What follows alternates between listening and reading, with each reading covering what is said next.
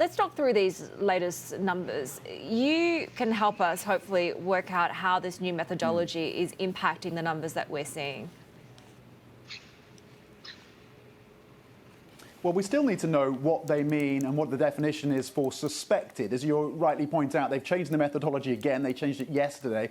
So now there's two categories. Suspected is one category, and we saw 880 suspected infections out of Hubei, as you said. And then you've got the confirmed category, which was just over 300 out of Hubei. So exactly what they mean by suspected, we're still trying to work out. But it seems like possibly they've done away with those clinical diagnoses, people who have been and gone through CT scans. Now, there was an issue with that originally because some people were showing signs of pneumonia, but that didn't necessarily mean that they had coronavirus. But it does add to that confusion. They started off just by testing people with lab tests. They didn't have enough lab tests. They were leaving out a lot of people in Hubei, and the accurate account in terms of the numbers of infections was way off. So they changed it last week to include people who had these clinical diagnoses, and now they've changed it again. But it does seem overall, I think the takeaway is you can get caught up in the weeds of the details in terms of the data, but the takeaway is the broad picture seems to be that the rate of infections is slowing. But of course, there are all those caveats. Many experts outside of China saying, look, we still don't have good enough quality data. There isn't enough transparency.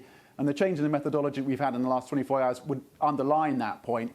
But it does seem that maybe you're getting this slowdown in terms of additional rates. And we know that the control measures continue to be put in place in Hubei as officials there try to ensure that they are making note of everyone who is infected. How successful that is, of course, we're going to have to continue to monitor.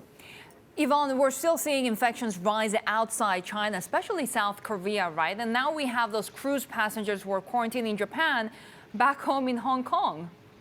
Yeah, let's start with South Korea because we saw another massive jump in the numbers to 82 now. And we saw a more than doubling of the numbers in just a matter of 2 days. And this latest surge seems to be tied to a religious cult after several people contracted this coronavirus from one single patient at that church. And the local pastor telling local media there that 1,000 people attended this worship service at one of their churches in Daegu, which is a city south of Seoul. Meanwhile, we heard from the president, Moon Jae-in, in South Korea, saying the impact from this coronavirus could be bigger and longer lasting than what happened during 2015 during the MERS outbreak, which killed 38 people in that country. And the nightmare, as you mentioned, over for our more than 100 Hong Kongers who were boarded on that Diamond Princess cruise ship. We just saw that plane land about an hour ago here in the city, and they were met by officials in protective gear and then escorted into these shuttle buses